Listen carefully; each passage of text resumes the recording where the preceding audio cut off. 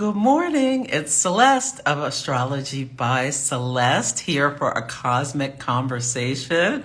I'm so excited to be talking to Sam Reynolds today. Yes, I am. There's Sam. Oh my goodness. I'm so excited about our conversation. Yes. Here we go. Let me. Sometimes I have to push it several times. Let me see. Okay, there we go. Am I live? Am I here? You are I made it. live. You are here. Hi, I made Sam. it. It's so good to see you. Thank you. I'm always a little nervous with Instagram Live since I don't do them that often. Like, how's You my hair? Okay, okay. you look good. I like your shirt. Thank you. Let me also, angle it up so you can see my whole face. There we are. Wonderful. Hi, everybody. Wonderful, wonderful, wonderful. I'm so excited for this conversation. Sam is a legend in astrology, a former skeptic, and I think you being a former skeptic adds to the quality of the depth that you go into the astrology. Yeah, and now you do teaching and speaking and are on boards, ESAR and whatnot. You're not an ESAR board anymore, right? And you have in the past been.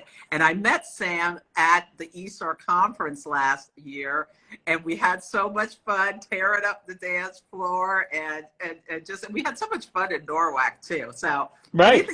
anything else you want to say about yourself? And we went shopping together. Yeah, we went to Target together. So we had fun. Yeah, that was fun. Yeah. Yes. With Sarah Lahar. Mm-hmm. Yes. Oh, wait. Yeah. Ajay is my old roommate. Ajay has joined. Ajay is my roommate from college. So I was like, whoa. Oh, cool. Yeah. Wonderful, wonderful. Yeah, so anyone who's new to Sam, you can click the carrot and follow him. Or if you're new to me, you can click the carrot and follow me and not leave Instagram. So, yeah, is there anything you want to share about yourself, Sam, that I didn't mention? How about your big three, your sun, moon, rising? Sure. Those are always good things to do, right? I'm a sun in Scorpio with a moon in Leo and Pisces rising. So the Leo moon, that's the dance floor, and the and the Pisces and the Scorpio's sun, like that deep investigative and how does this work? I need to know more and more. Yeah. And so what is your favorite type of astrology to practice? How would you describe yourself as an astrologer? Oh, I'm a hybrid between traditional astrology and modern astrology. Mm-hmm. There are some principles from modern astrology, since I was exposed to that first, that have definitely become part of what my practice. Mm-hmm. And just as I was thinking of leaving astrology, this is roughly around 2000, because I just wasn't satisfied. I started studying in 1990, 91, and I wasn't satisfied with some of the answers I was getting, and so I felt drawn toward traditional astrology, and I got more answers related to it, in terms of understanding why Saturn rules Aquarius, Capricorn, these particular things. So that's kind of what surfaced for me. Yeah, I think it's really a good idea for everyone, even if you're a modern astrologer, evolutionary astrology, to go back to the beginning and learn get some of that understanding of. And Michael Bryan's book, I can't wait to talk to him about his book. Yeah, I got it. I have to. Have you started reading it? I haven't started. I started, but I was taking a rectification course, so I had to put it down. But I'm going to pick it back up again. Who were you taking that course with, the rectification Carol Tebbs of Kepler. Yeah, Carol Tebbs is great. I'm going to be talking with her in about an hour and a half. Oh, okay. Yes, I passed the class with distinction. Yes, I did. Oh, that's nice. Mm-hmm. Yeah. Yeah, it was hard, but I did it.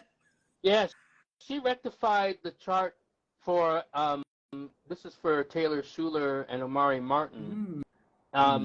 She rectified the chart for Alpha Phi Alpha and Alpha Kappa Alpha. Yeah, I saw that talk. Yeah, that's amazing. Yeah, and she's rectified Biden's chart, so I have to. I'm going to work with her rectification of Biden's chart. So for anybody who doesn't know what rectification is, it's when you don't know your birth time. You can take events throughout your life and essentially back calculate your birth time with different techniques. So, and find a workable chart that can be used for your life. Yeah.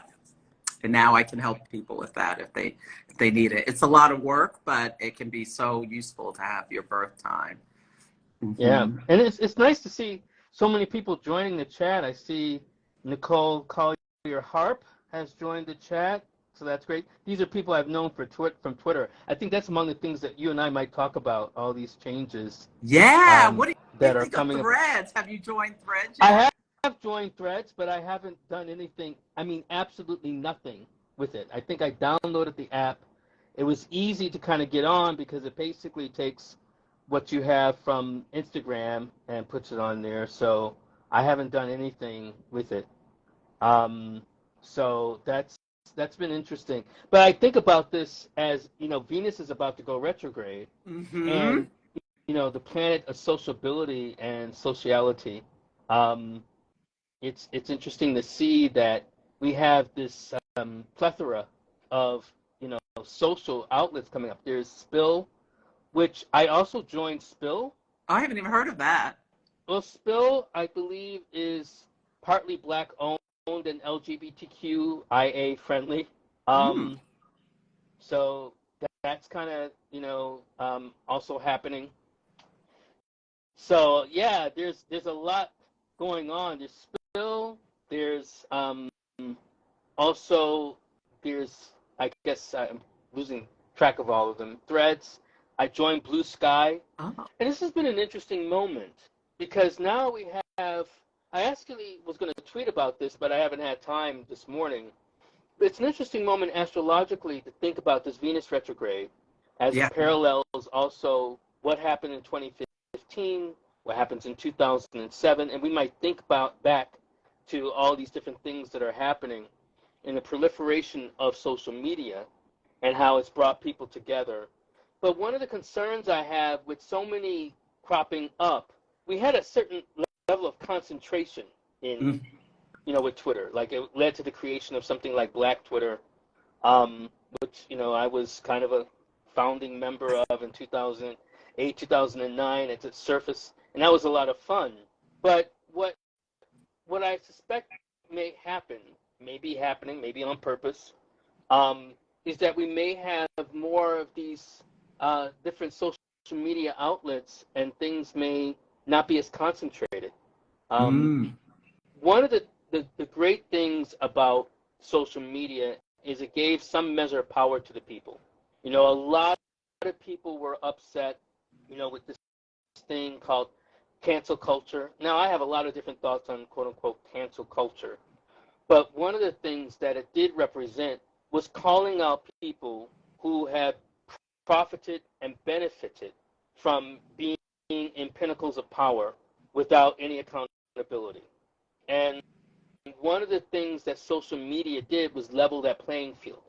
Now, what's interesting now, as it has leveled this playing field, and we're going toward this Venus retrograde, which I can talk more about, because it also relates to Black people as well. Oh, yes, I want to talk about that, yes. So as we go toward this period, it's interesting to observe, you know, now that we have Mark Zuckerberg, you know, emerging with his own Threads, and then this all these other things, it's leading to this watering down, this dissolution, I think, related to power from the people. Well, what's so interesting is when Elon Musk did all that manic stuff with Twitter was associated with the Scorpio eclipse last year and Mars retrograde, where it was like, and so interesting that now that we're in a Venus, and Venus is getting to go retrograde, so Mars, like the destruction of this like town square with adding all of this confusion and to it by, you know, taking away the blue checks and selling them and all of this kind of stuff. and now Venus retrograde, and threads made me think of fashion. You know, you use needle and thread to bring things together, knit things together. But Venus is getting to go retrograde. It was announced around the Venus square Uranus, and then it actually launched when Mars was not Mercury was squaring Chiron and sextiling Uranus. So it'll be interesting to see how, whether it's able to like knit together a solid new community, or if it's always going to be fragmented. Yeah, and I think that's why it's important for people, especially to think about the correlation with astrology to these events, to start thinking about, you know, Venusian things, but maybe not in a traditional sense. When I say not in a traditional sense, we often think about Venus related to love, related to, you know, yes, we mentioned fashion, or you mentioned fashion. We also have Venus related to sex and love and lust, all these other things. But I would think of Venus as related to similitude, how we create a sense of connection. Because as my student Imani has just pointed out, Venus is antipathy. I would say when you have similitude, you also have dissimilitude, where you also the things that you don't like, that don't connect. So I think one of the things for people to start thinking about, and then, like I said, we'll talk about this in relation to Black people a little later, is where we experience dissimilitude, but also where we experience similitude, connections with others, and working on that. That requires work, building community. You and I just talked about meeting in person at ESAR, then at NORWAC, and here we are. We're building community as two Black astrologers, not just making it about our Blackness, right? But it is a point of connection. So it's like thinking about how we make active work, or do active work. You know, calling people up, talking, building together, doing live streams, whatever we can do to do that. And I was just thinking about Cameron Allen, and then he kind of weighs in and says, "Surely does. We love to see it." And that is also, you know, the work of building community and connection. And I think he's doing a great job in terms of working with the global directors with ESAR. Yes. So I think that's another great thing that's happening. So yeah, I mean, I guess I'm going off on tangent. Well, I want to say before you go on, and that explains why Saturn is exalted in Libra, because relationships are involve work and effort. What higher work is there than taking the time and the effort to build relationships? Yeah. Yeah, and so I guess there's an opportunity in this fracturing that seems to be happening with social media. I know Chani Nicholas was just talking about this. I don't know if it was on her live, but definitely on Instagram. Just talking about bringing together, you know, threads and looking at the astrology of the moment of it.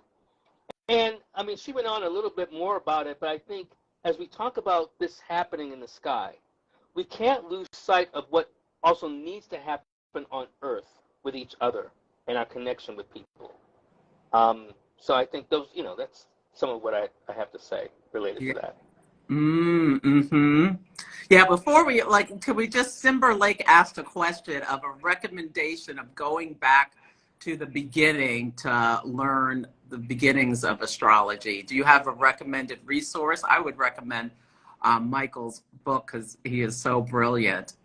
Let me put it in the comments. Yeah, for people who are wondering, like, what Michael? There's lots of Michaels in astrology. Michael Bryan, Mychal, Bryan, Bryan, has a new book on tradition. So I'm going to be talking to him in a few weeks, and we'll talk about his book. Yeah. So Michael Bryan, and then also one other book I would recommend that I always use with my students is On the Heavenly Spheres, which is by Luis Ribeiro and his now not with his partner Helena Avalar. And I would recommend that as a traditional text to start working with it. And one other thing, I mean, I wouldn't be a good Moon in Leo if I didn't say this. I'll have a beginner's course starting in October, so people should stand and look out for that. So that's Nitty Gritty 1. And one of the things I focus on is speaking about connection, is that I also build connection with my students, but not centering myself in that connection, believe it or not. It's more so for them to have each other, because I believe in community in that way. Like, so for instance, Imani, you is one of my students, but she also works as part of a cohort of different people in the astrological community that is kind of doing that work together. Like they have a podcast together. And I think that becomes important. A lot of people think like, well, I'm just studying on my own. You get so much more in connection to working with others.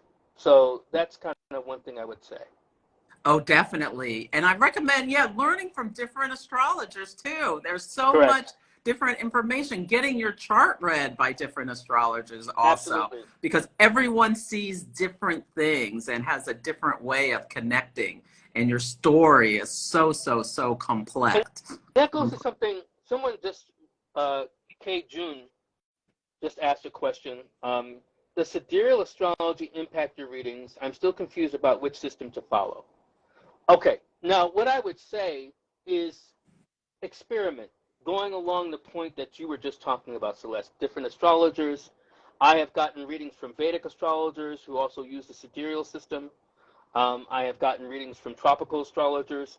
The key thing is there are astrologies. There is no one form of astrology. And the good thing is to learn as much as you can, but respect their differences. So if you're going to practice sidereal astrology, then look at things consistently, at least for a time, through the sidereal lens. And for those who are like, what's he talking about? What's sidereal astrology? Sidereal astrology is taking it from the position of a fixed star. It's called a fiduciary star. Most people use Spica as the fixed star, where we look at things more related to the constellation, well, I should say the signs related to that fixed star, starting from Aries as the opposite point to that fixed star, Spica, all the way to Pisces. And so we conceive of that based on a star rather than being conceived based on the turnings of the earth, which correlate loosely to the seasons. I say loosely because not all parts of the earth experience fall, winter, spring, and summer, right, in the same way. So that is the difference between tropical and sidereal, but I wouldn't say, well, which one do I have to pick? You can respect both. I just think you need to recognize them as different. Mm-hmm. And I practice tropical, and you do as so well, do I. right? Yeah. Yeah. What is your favorite house system? Oh, my God. So let's go. I should have even asked. Yo, wait. Now I got to know. What are your big three again? Remind me. I was Taurus Sun, an Aries Moon, and a Cancer Rising. Taurus, I think, is the most radical sign of the zodiac. They can be shit stirrers. They're underrated and underappreciated as shit stirrers. Now, I know you're not doing that right now. I know that. I'm just messing with you. Right. Imani knows. She's like, shake the table. Here we go. Right. I don't know if I would say I have a favorite house system. I have a system that I use more frequently. I do use whole sign houses, but I also use Regiomontanus. So I use Regiomontanus for all my electional and horary work, and I use whole sign houses for natal charts. Okay.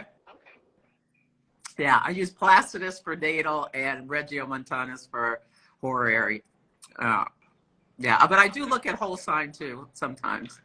Ajay, I don't know if I knew your chart. Ajay's saying I'm the exact same as you, what you were just saying. Oh. Now, the things you need to know, so going back, I was a radical black nationalist. I mean, Ajay still is a radical black nationalist. And when we were in college, we actually were shit stirrers. Like, we almost got thrown out of college for challenging the system and for them trying to get rid of our African American Studies department. So that's really funny. Where did you go to school? Syracuse University. Ah, all right. Yeah. That's where I went undergrad, and then for grad I went to Temple. Okay. Yeah, I'm from New Jersey. Yeah. Right. We talked about that. Yeah, and I lived in Newark for 5 years, and then I was in the New York area for a long time. Yeah. Yeah. Okay, let's get back to Venus. So what what are some what are some things you want us to think about Venus and this Venus retrograde that maybe aren't necessarily at the top of people's minds that to go So, deeper? so, so Monday, I'm going to be doing a live. I don't know where he does his live, but I'm going to be doing a live with Nick Dagan Best. And Nick Dagan Best, I want to say some 15 years ago, came up with a theory and an idea based on his research. Now, Nick Dagan Best is a white Canadian who now has migrated to South Africa and married to a South African. And he observed that just before a Venus retrograde or superior conjunction, he started observing that there would be issues related to justice for African Americans during that particular time frame. And he went back at least over 100 years looking at African American history and saw that there was a correlation with Venus retrogrades related to that. So for instance, when we had the Venus Gemini retrograde of 2012, we were looking at or dealing with Trayvon Martin. And then 8 years later, when we're dealing with that same Venus retrograde, we were dealing with the issues related to George Floyd. So there is a correlation between Venus retrogrades of the same order every 8 years in terms of their sign. So Venus and Gemini retrogrades for a time, and this goes on for a number of years, and then it goes into a different sign, right? It starts off in a different sign. Like the Venus Leo retrograde that we're seeing now, if we go back several decades, it was once a Venus in Virgo retrograde, just as an example. So now we're going into Venus Leo retrograde that harkens back to 2015. That also correlates to some of the injustices and issues that we were dealing with in 2015 when we were also talking about Freddie Gray. Just today, thanks to a brother who's on Instagram, his name is Ra Aku, and his handle is Cosmo361, Cosmos COZMO 361. He brought to my attention that there's a brother, Rashim Carter, who suspected that he was being followed. This is actually last year in October. Okay. He suspected that he was being followed by some white men in Mississippi. Told his mother, nothing happened. He went to the police, nothing happened. Well, his mom said, go to the police, nothing happened, except he was murdered and dismembered. People didn't find out about this until May. And now they're protesting. This is the kind of thing, and now we're talking about also, what's happened with affirmative action, in terms of this. Also in terms, there's so many different things that are happening in our community. So this is really important, stuff that we're dealing with.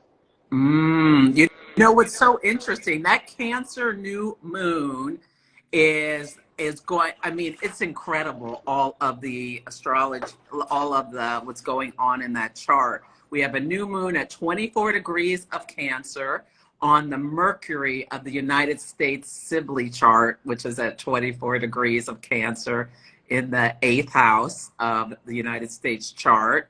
And on the same day, the nodes switch from the North Aries. node moves into Aries, 29 Aries. The South node moves into Libra, a sign of justice and injustice. And Venus is at 28 degrees of Leo. The degree is going to station at that following Saturday on July 22nd. And Venus is separating from a quincunx to Neptune and applying to a quincunx to Pluto, forming a yod. So Venus is at the tip of the yod. So I don't know exactly what's going to be going on, but it feels like something really important is going to be seeded at that new moon on July 17th.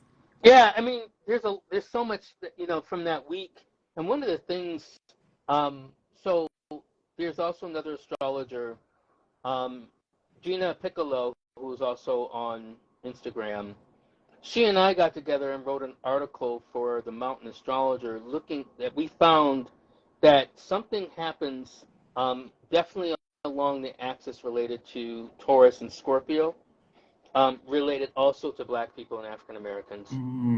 But we also saw this in terms of looking at it during the North and South Node axis. So one of the things that we wondered is that this kind of like a setup for what we start to see when we go into the Libra Aries axis, which is about, like you just said, about to happen, and we might be dealing with some issues related to justice on a different level. How interesting, because Taurus,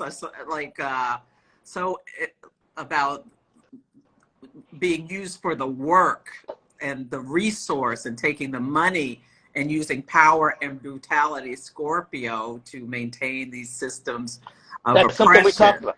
Yeah, that's something that we talk about in that Mountain Astrologer article. Oh, and I just want to, even though we're talking about, I'm sorry? Is it a recent article in Mountain Astrology? It was from the beginning of the year. Okay. It was in the yearbook. Oh, so we were okay, yes, I did read that. Okay. Yeah, we were featured in the yearbook. And, some other interesting things going back to 2015 kind of comes up as well. One of the things I was just reminded about was the problems in Greece. And we could talk about things happening financially around the world. Now, I don't look at Venus as directly related to money. Traditionally, that has been Mercury. Commerce, yeah. Yeah, but where I can make peace with the modern take related to money is that Venus does deal with luxury. Yes. And how we have things. So I think that is one point of connection, in terms of what we might expect, things related to luxury, like you were just talking about, how we make money off of, or resources or wealth, maybe the better word is wealth, off the backs of others. And that's one of the things that also is setting off things in France. Now, we're talking a lot about Nahel Im and his murder by the police there, and that's a whole different conversation to talk about the police. But we also know that in France that there were some problems related to pensions, and in terms of Macron changing things related to the pensions in France. So I think that's another aspect of how we might expect things to happen with Venus related to our finances, money, and I guess that always implies power. Yep. Yeah, and I wonder if France, I think, Paris is burning, feels so Venus and Leo, if these protests are going to go through the summer and be part of the Venus retrograde. That's one of the big stories, I think. Even the fires in Canada and all the smoke drifting down into the U.S., Venus, our ally, on fire, and it impacting our ability to have pleasure and resource and fun this summer. Yeah, what is the story going to be about? Like you said, do you know the date of the superior conjunction offhand? No, I don't. Okay. If I were Nick Dagan Best, I would have it right there, but I don't have that. That's okay. That's okay. The human ephemeris. Yeah, I think. But yeah, we could see that this could be also, this even talk about the fires, a hot summer. Like here in the States, we are having these massive heat waves in the southern part of the country. And I imagine we're going to see that elsewhere. So, it's hot here in New Mexico, not to the point as it is in Texas, and I don't know how it is in California. It's okay. Yeah, it's okay. Actually kind of cool today. Okay, so there's a question from Yogi Around the World. What's the superior conjunction? So there's something called the interior or inferior conjunction, and there's the superior conjunction. So when Venus or Mercury retrograde, they go toward what we say the interior conjunction because they're between the sun and the earth, right? So that is more interior, or what we used to call inferior. Then, as the retrograde is over, and then going more toward the outside, and Venus is speeding up and going of her own speed, sometime later, and she's on the opposite, or what seems to be the opposite end of the sun, and the sun is between Venus and the earth. then we have the superior conjunction. Yeah. I wish I had the date right in front of me. I don't have, my ephemeris is in the other room. I'll look it up and I'll post about it. Yeah. Yeah. So So at the yeah, superior. Imani has weighed in on it and said, so it is sometime after the retrograde, but it's when Venus is direct, moving of her own accord, and that's when we have the superior conjunction. Mm-hmm. And that's when Nick says there Yeah, is well, something. that with the superior conjunction, basically between as it's going toward its shadow retrograde in toward its superior conjunction. Yeah, and it's so interesting. You mentioned Spica earlier, and the eclipse on, I believe it's October 14th, there'll be a solar eclipse in Libra, is at 20, I think it's at 21 degrees of Libra, and Spica's at 24 degrees of Libra, so correct. Very close. So I wonder, how that's core, maybe the events that are going to take place that deal with injustice, because the South Node will be in Libra, will be closer to the eclipse season, potentially. I hope so. Yeah, I hope so. And I think, on a more personal level, because we haven't talked about the personal, because I know there's someone who's like, well, what's Venus and Leo going to do for me, right? And we can get more to the personal narrative related to it. But, Spica is one of the most auspicious fixed stars in the pantheon of stars, of Bahamian stars. And this would be, even though you may not want to do work on the day of the eclipse, I talk about that all the time, but around that time, this is a good time frame for magical working. And it could be something in the general sphere related to addressing an injustice, but the fight for justice is going to take a lot more than just, before we get to October. This goes back to, and I'm going, I hope I'm not going on a soapbox here, but this is going to go back to where we started. We're building more actual community, connection, alliances, allies, and be unrelenting. One of the problems I do have when we start talking about these protests, we don't keep up with the fire. We don't keep up with the organization. We don't keep up with the conversations and meeting and talking about these things. It's like, oh yeah, this person now is going to jail. It wasn't enough just for, I'm blanking on his name, Derek Chauvin, to go to jail, right? It's now to talk about, well, how do we really address these issues with the police? Yeah, there was just this week, I think that with Venus square Uranus, a woman who was filming in LA, her husband being arrested outside a grocery store, Uranus and Taurus. The cop just walked over to her. She was like 70, slams her to the ground. Her husband's like, she has cancer, stop it. And it was just horrific. And so I wonder if that will be one of the events that's a catalyst for something this summer, which would make sense with Venus. I don't know. Yeah. It'll be interesting. But House of Hygeia mentioned how it's the hottest summer July on 4th. on record. And Hygeia has actually activated so the North Node at the new moon on July 17th, Hygeia, the asteroid of public health, is conjunct the North Node. There's been talk about malaria in Florida and other places, like coming back, people getting malaria in the United States. Wow. There's also been, like with that Sargassum, I'm not sure I'm saying it right, that big seaweed blob that floated. Okay. It hit Florida. It is washing up on beaches, very Venus retrograde. You want to go to the beach, there's all this seaweed, that it has some like bacteria that's very dangerous in that seaweed blob as well. So I wonder if there'll be public health issues with this Venus retrograde about potential diseases. Wow. Yeah, these are also things to kind of deal with. So yeah, I'm glad you're bringing that part I didn't know, bringing that to my attention. Yeah, this has just been in the last week or so. We're seeing malaria in Florida and other places. Yeah.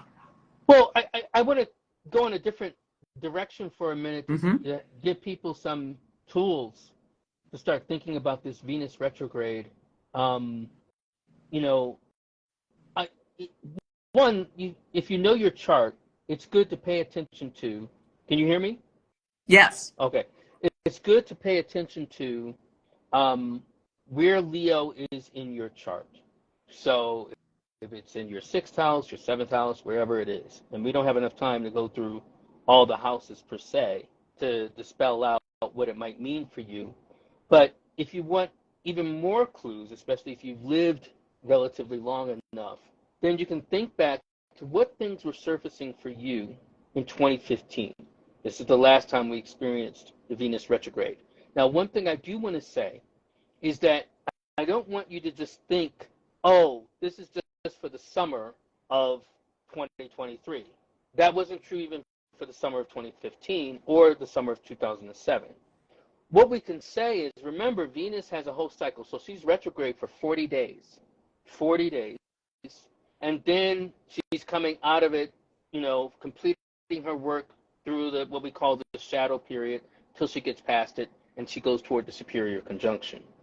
So this means that this is about 3, 4, sometimes even 5 months, even from that period, where you're processing things related that might be Venusian. So, for instance, during that time in 2015, because my moon is in Leo, I was dealing with, and this is more so, I should say 2015, 2007. In 2007, I was debating whether I wanted to stay in the United States anymore, right? I had Mm-hmm. gone to India. I was thinking about moving to India. Um, again, lunar issues. But where did I feel my sense of affinity, my sense of connection? What was the sense of connection and all these particular things? So that's how it surfaced for me. It came back in 2015 because during that time I went to South Africa, right? You can see that there's a theme emerging. Where do you want to find home? Yeah, where do you want to find home or the sense of connection?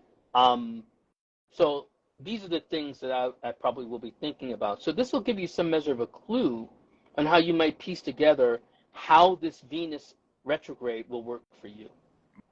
Mm. Yeah, I don't know. What do you think about that, Celeste? Yeah, definitely think back to what happened before in the cycle. What house does Leo rule in your chart? Do you have any planets there? What planet is it? What are the nature of the planet? What aspects it's making? If you have anything at 28 where Venus stations to go retrograde, or 12 where Venus stations to go direct, those are hot degrees, especially in Leo, but also, in the other fixed signs, there's could be a story if you have planets or points around there. And yeah, I think just being very, very aware right now of what is going on in your life related to the topics of the house, where you have Venus, what aspects Venus is making in your chart. Did you notice anything like this around this weekend where Venus squared Uranus for the first of 3 times? Because what came to your attention? Yeah, and think about, the topics Venus rules about, like affinity, what you love, how you partner, how you relate to others. I think it's a great time to go within and assess the relationship to yourself, especially like self-esteem with Leo, like how you let your light shine or don't let it shine, how you judge yourself based on, are you your own authority, or are you always looking for the reflection of Venus looks like a hand mirror from other people and how they relate to how you are in partnership or what have you. I think your relationship with beauty in this society where there's so much falseness and image, Venus being in the top of that yod with Venus quincunx Neptune, can you maybe release some of that or do some inner work on you know your place in the collective being only as meaningful about how other people perceive you. Yeah, and finding your own power back with that Venus, quincunx, Pluto. I think those are some of the things I'm thinking about. Yeah. Reclaiming your worth. I did a workshop about Venus retrograde. People can get it from the link in my bio if they want to watch it, where I also did hot take readings and some thoughts and about what I thought Venus retrograde, how to thrive through it, and what to think about it. Yeah. And speaking of which, aren't you speaking on Sunday? Yes, I'm talking for Isar about my moon phase families. Yes, they're Okay. not mine. They were discovered by Dietrich Pessid, but these 27-month cycles where you'll have your chart activated in the same place every 9 months, by a new, then a first quarter, then a full, then a last quarter moon. This talk is free. You can get the link in my bio if you want to join the talk for Isar on Sunday. And that's interesting that you say that. I mean, 9 months, because isn't that like A gestational cycle. yeah, What but takes to isn't give it birth. also but isn't it also the time frame that it takes for Venus to get through Yes. the signs? And I think a lot about that because Venus is an underappreciated planet, and that's because we don't appreciate the feminine enough Mm-hmm. in our culture, in our patriarchal culture, and we kind of relegate her only to how we experience this sense of love, celestial oxytocin, and she is a lot of that. But one thing that's interesting about Venus and her relationship, her cycle, I should say, relationship to the other cycles, like for instance, it doesn't seem like it's an accident that also there's an 18-month cycle related to Mars and Venus, which Mm-hmm. also parallels the North Node, the nodes. So I think there is some way in which we can start thinking about Venus as really, this not just oxytocin in terms of relation to other people, but even within ourselves. Yeah, well, As you mentioned, yeah, the sorry, go on. self-esteem. Yeah. Mm-hmm. That, Yeah. you are your first, the only person with you through your own whole life is you. So how you view yourself and value, Venus rules values yourself, is so important to having a satisfied, fulfilling life. And you said something about that earlier. A lot of people view, no, let me go back for a second. I came to astrology as a skeptic. Those who know me well, and my students, I think, like Imani and others, they actually have gotten to know me fairly well. They probably would argue, like, you're still skeptical. And on some level, I am. I'm even more skeptical of astrologers than astrology these days. But why I say that is that sometimes because we have this focus on externalities, as if the planets control us or dictate us, without being attentive to what's happening within ourselves.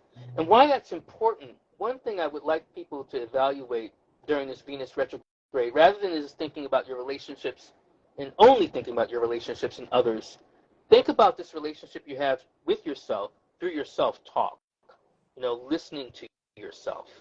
When you start saying, like, oh, such an idiot. What are you saying to yourself? What kind of love are you giving to yourself? So these things, and the answer is not to say like, well, I'm an idiot for saying that I'm an idiot. It's kind of like, okay, we don't have to treat ourselves this way. I can say something else to myself. Well, I could have done better with this. So these are some things to keep in mind. I love that. Yes. Not judging yourself, to having that, stepping back and detaching it a bit and catching yourself saying negative self-talk to yourself and change it to speaking to yourself with love. Yeah. Yeah. So, Doing some shadow work with the Venus retrograde. yeah. I mean, because she isn't, and it's no accident that she has this period for 40 days, and we have this in the Bible where Jesus was out, in the wilderness for 40 days and 40 nights. Mm-hmm. Yeah, and Lent is 40 days and 40 nights. You can yeah, consider giving up something that, you can give up up negative self-talk for 40 days and 40 nights. Or like we're just talking about, you said reframing what you said to yourself, catching yourself and putting it a different way. Or yeah, I was recommending Ho'opono. I'm not saying it right. The Hawaiian thing was that talking to yourself, I love you, please forgive me, thank you, I'm sorry. That Hawaiian tradition about, you know, showing yourself some self-love. Mm-hmm. Yeah. Is something that could be a thought to do with yourself throughout this Venus retrograde. Which might mean, you know, someone asked about the North Node in Leo with this Venus retrograde. You know, I look at the North Node as a point of connection and a point of connection with purpose. How you connect with others toward a particular purpose. And so the North Node is powered by the sun. So this is how you allow yourself to shine, how you give your energy, how you share that, you know, these particular things. And I think it becomes important, you know, in terms of that self-love and kind of giving that, is allowing to open your heart with some measure of discernment, opening your heart with discernment to share, and trusting that it can be given and it can be received. One other thing that may come up with this Venus retrograde is that you may come to recognize people who are not able to receive or take care of the gifts you have to give. And I think that's important. We think, you know, like, well, I gave him my love. Your love is always your love, right? That doesn't mean that you shouldn't give love. It just means that you're giving love to someone who can't receive it, and they can't hold that. So this is where you may need to move on. Yes, every relationship is of value, teaches you something, whether it lasts for a day, a season, or a lifetime. And like, what have you learned from this relationship, rather than beat yourself up or trying to force someone to love you back or all of these things? Yeah. Recognizing and the your truth patterns too. Because a lot of people may say, like, oh, well, I feel that they're my soulmate. And people come to me and ask, like, well, is this person my soulmate? Now, that's a whole longer conversation that can happen with that. But the key thing is, can they receive the gifts you have to give? Because they could be your soulmate, but if they're not willing to accept that, that's also their choice. And you have to respect that choice and move on. A lot of people feel like, well, you know, if this person is my soulmate because Madame Zoza told me that she's my soulmate or they're my soulmate, then I should go forward with it. Well, again, with discernment and honoring love for yourself. And love for yourself doesn't mean that you just have to take your selfies and just be fascinated with oneself, but appreciating the gift of yourself. I mean, I always say to people, it has taken 4.5 billion years for you to exist. It's your responsibility to appreciate that and to take care of you, because no one else can take care of you like you can. I love that. Exactly. And we have more than one soulmate, and not every soulmate is brought into our lives to be with us forever necessarily. There's something we're learning. Yeah, and relationships can be a mirror. Yeah, they're a mirror. Yeah, and that's what, and Venus carries a mirror, and so does Oshun, right? Yes. So one thing that's interesting as a parallel is that Hetaru, which we call Hathor, and then Oshun, and then we also have Aphrodite, also known as Venus. They all carry mirrors, and they're all goddesses of love. Yes. Yeah, love there's so much about reflection with love. I love that. Yeah. Yeah. Well, so what else do you want to get into? What kind of mischief do you want to stir up, Taurus? I think this is a great conversation about Venus and the retrograde and the nodal switch. What are your thoughts about moving from North Node in Taurus to North Node in Aries? Well, for me, it's kind of personal because it's a nodal return. Right? Okay. Yeah, for me. Right. So when you're talking about, for anyone else who has the North Node in Aries and the South Node in Libra, you are also going toward a nodal return, which means you're either 37 or 56 or 75. Um, and as you're dealing with the nodal returns, just to kind of, for those who are having it, or 19, for those of you who might be on who are 19. This is kind of more dealing with an alignment, like I talked about, purpose and connection. An alignment with those who are with you or can be with you toward your purpose. Because I think the North Node and South Node reveal how we deal with the elements of our character that we need to develop or have been overdeveloped. And Yes. by virtue of that, and some talk about it in relation to karma, if that's your worldview, then you can use the idea of karma and work with that. So, one thing we can think about, this may be a shift on the global, or I should say collective sense, related to how we understand quote unquote karma, or our sense of how we're building in the world. Because when we were dealing with the North Node and South Node axis in Gemini and Sagittarius, we were processing a lot of information, about COVID, about the world, like, is this real, blah, blah, blah. And wearing masks, so we couldn't understand each other. Like, we had to work, right? Listen carefully. Exactly. And then when we started moving to Taurus and Scorpio, this was when we were dealing with some measure of our sovereignty. We started talking a lot more about our power. People wanted to have their sense of power and have some sense of their life enjoyment back in terms of Taurus, and wanted to enjoy life more. As it goes into areas in Libra, we might be dealing again with issues of injustice and justice, the self versus the other, how we start to accommodate others as versus also or in relation to ourselves. So I think these are the things that we may start to see more. I always say that because I think of the nodes as an axis. So I call this the circuit of interdependence. And so that's kind of independence in contrast to, I guess the idea of being aligned just to ourselves, well, I should say interdependence. And then just the idea of just being ourselves and just our identity. I think we're going to have to come to some measure of peace and understanding that. And balance, maybe that's the better word we can use.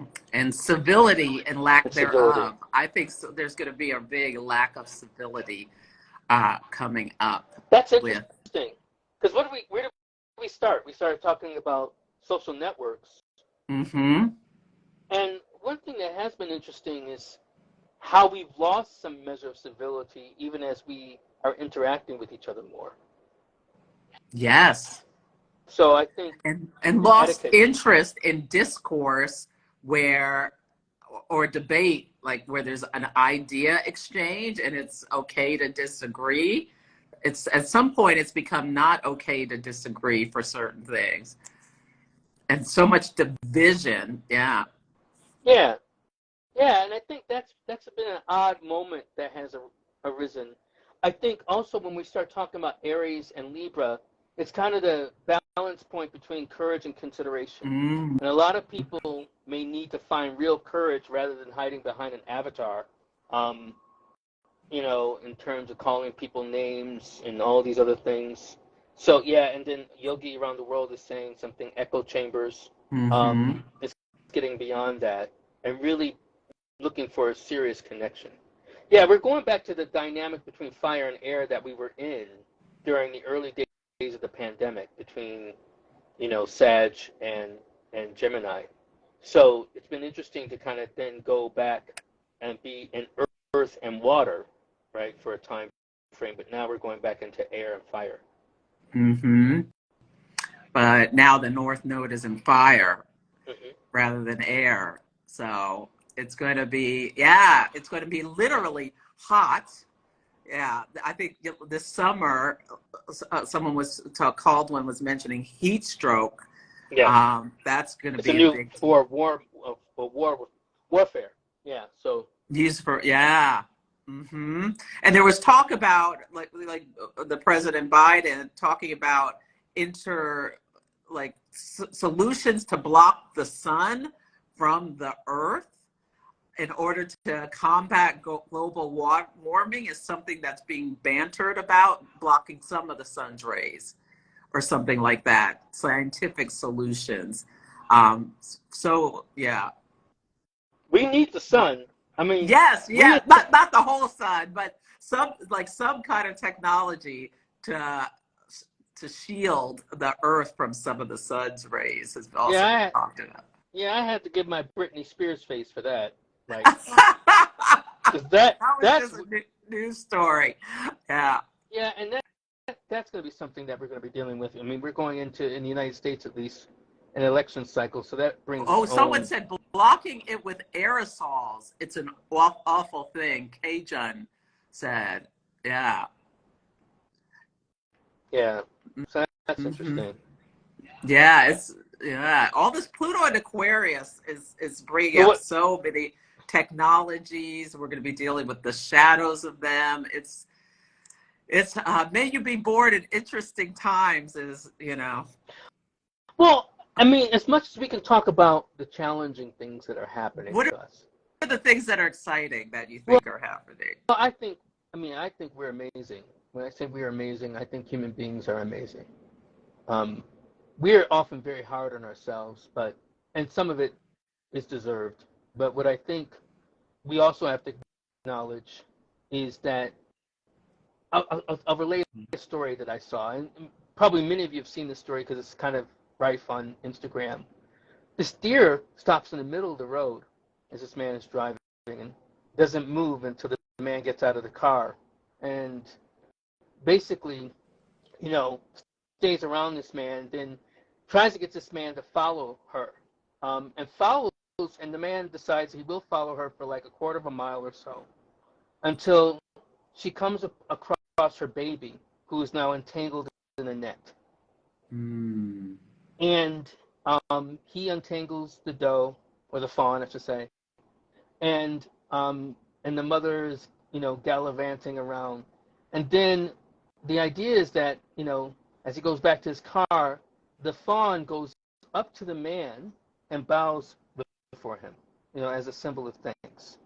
That, for me, captures so much about what we can be and who we are. Mm-hmm. And what I mean by that is that our best, when we decide to be at our best, because that animal knew that man could help him or help her. Had the ability to. So the animal world recognizes who we are. We don't recognize who we are. Mm. And who we are, I don't think, even though in Islam we talk about being vice-regents or viceroys of this planet, I don't think it's that grandiose. Sorry. But I actually think as creatures of this planet, as creations of this planet, we have a responsibility in sharing that care. And this is the best of who we are and what we can be in terms of the animal world, with each other. And we have moments of that. During COVID, when we weren't stocking up toilet paper, we were looking out for each other, right? We did have moments where we cared about each other. When I was in New York in 9/11, where people were looking at each other and asking, hey, are you okay? We can be those creatures again. And we are. That's the best of us, yeah. And I think with Pluto going into Aquarius, I think also in terms of this Venus retrograde, this is what we have to stay focused on as what we can achieve. And it's going to take discipline. It's going to take a certain level of relentlessness in order to kind of make those things happen. But I believe we can do it. That's a great story. Someone's asking what the origins of the deer story. It's a video. It's on Instagram. I don't know if I could find it again, but if I find it, I'll put it in my stories. But it really was amazing. With the internet, you never know. Someone could have made it up. But I also saw another story. I like this. I think it was the same thing with I want to say sea animal. I want to say like an orca. A similar kind of story where someone went to a diver and they had to free their young from a net as well. A net left by us, but that doesn't mean we can't do the work of liberating the harm we cause. I love that, Sam. Well, I want to be respectful of your time, and we're up on the hour. I think that's It was a so great. fast. I know. I could talk to you for hours, Sam. And we'll talk again, inshallah. We'll talk again. And I We'll want to do it. thank everyone who joined us. Um, Yeah, let them know. You can click the carrot and follow Sam if you're new to Sam, or me if yeah. you're new to me and interested. And tell people what you have coming up and Yeah, anything so else and you I want just to want to share. thank the people who came through, like Imani, my sister is here, Ah, Salai, not birth sister, but she might as well be my sister, and Cameron, um, and also Amaya, also, my roommate, I told you, my college roommate, Ajay. I'd like to thank you because I appreciate the support that you've given me throughout the years, and those who are just new to me, I do also appreciate the love and support you've given me, like Nicole Collier Harp as well. So I am starting a calculations class on Sunday. So if you've ever wanted to learn how to calculate a chart by hand rather than just relying on a computer, that course starts on Sunday, this Sunday, the 9th. And then you can, in my tap link, you can click to join. I also have a payment plan as well as you can pay all at once. Yeah, and I'll be speaking also in September at a magical conference as well. So look out for that. what's And the I'll name of be the promoting. conference? I think it is actually called the Magical Conference. Okay. Okay. Um, so I'll be doing that. It's hard for me, and I'm also getting involved, or am involved in a new astrology app talking about apps coming out called AstroStar. So do check out AstroStar. And they're also looking to hire, I said it, hire astrologers. So you guys can, ping me for that. Oh, the conference is going to be in New York City, and it's going to be at the top of September, pretty much Labor Day weekend. Great. And you're teaching a beginner class in October. In October.